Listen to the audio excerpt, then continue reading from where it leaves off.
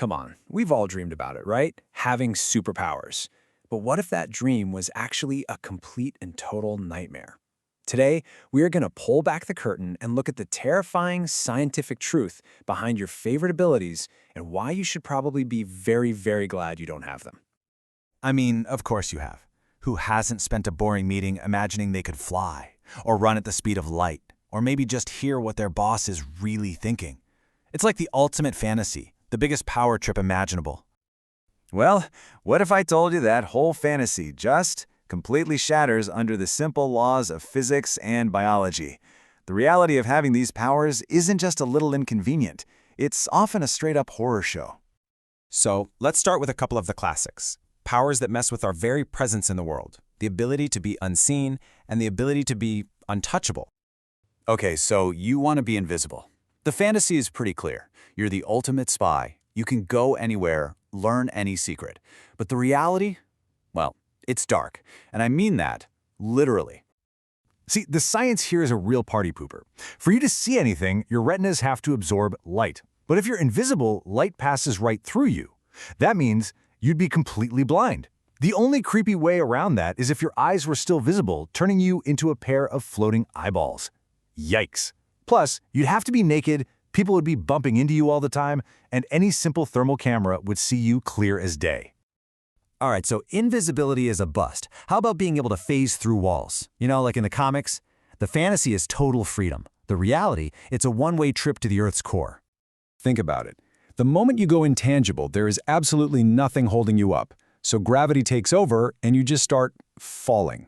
And from there, you have two truly terrible options. Option A, you turn your power off and you instantly fuse with solid rock, dying immediately. Or option B, you just keep falling and falling all the way to the molten center of our planet. Yeah, neither one sounds great. Okay, next up, let's get into the powers of motion. I mean, being able to get from point A to point B in the blink of an eye has to be a good thing, right? Well, think again. We all want to be the Flash, a complete blur of motion, the fastest person alive. But here's the thing. Without some made-up comic book speed force to protect you, your very first super speed run would also be your very last. The physics on this are just brutal. First, the force you'd need to generate to move that fast would literally tear your legs right off your body. But let's pretend for a second they don't. The friction from hitting all those air molecules at that speed would create so much heat, you'd just burst into flames. You'd basically be a human meteor. And hey, even if you somehow survive the fire and the dismemberment, the problems don't stop there. Your brain can't process information that fast, so you'd just be a blur crashing into everything. And if your brain could keep up, the whole world would seem frozen in time. It would be agony. Oh, and you'd have to eat millions and millions of calories every single day just to survive. Okay, super speed is out. So why not just skip the journey and teleport? 1 second, you're on your couch. The next, you're in Paris. It's clean, it's instant, it's perfect. Except you probably forgot to do the math on one absolutely massive variable. And that variable is the Earth itself. Our little planet is rocketing through space at about 67,000 miles per hour. And that's not even counting the whole solar system moving through the galaxy. So when you teleport from your living room to Paris, you're not just moving across the planet's surface.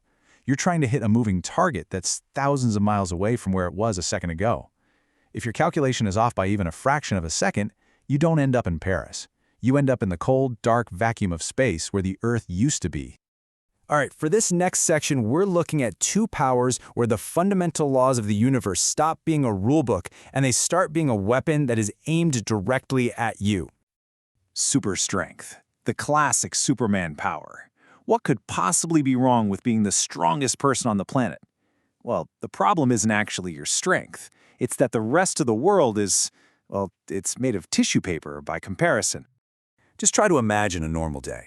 You'd shatter every doorknob, crush every phone you picked up, and completely obliterate your computer keyboard just trying to send an email. And the personal cost? A friendly handshake could crush bones. A hug could be fatal. You'd be living a life of total, tragic isolation. And here is the real kicker. Super strength does not make you invulnerable.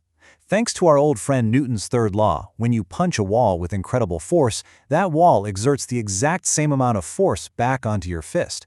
Without invulnerability, you just have superpowered, constantly broken hands.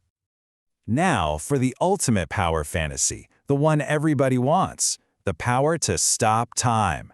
Just think of everything you could do. You could finally catch up on sleep, finish all your work, or you could become instantly paralyzed in a pitch black, airless void. You see, the problem is, when you stop time, you stop everything. The air molecules around you, they freeze in place. You can't breathe. The photons, light particles, they also freeze, so you can't see anything. You're just left there, blind and suffocating, completely trapped until you let time start moving again. It's not a superpower, it's basically a self-torture machine. So we've covered all the physical horrors. Before our final power, we are going to dive into something much, much deeper. And honestly, a lot more terrifying. Existential dread. Immortality. The power to never die. It seems like the ultimate gift, right? The one power that trumps every other one. But living forever doesn't mean living happily ever after. It really just means you outlive everything. Just think about the timeline here. In just 100 years, everyone you know and love today will be gone. After 10,000 years of that same cycle repeating over and over, you'd probably just become emotionally numb to it all. In 1,000,000 years, you might watch all of human civilization rise and fall and fade away.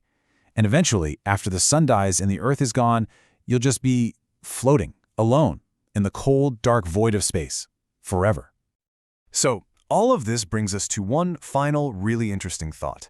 After you see how physics and biology and even time itself can turn these amazing gifts into absolute curses, it really makes you wonder. Maybe the things we think of as our weaknesses, our fragility, our mortality, our place in the normal flow of time, maybe they aren't weaknesses at all. Maybe our limitations are what make our lives worth living in the first place. What do you think?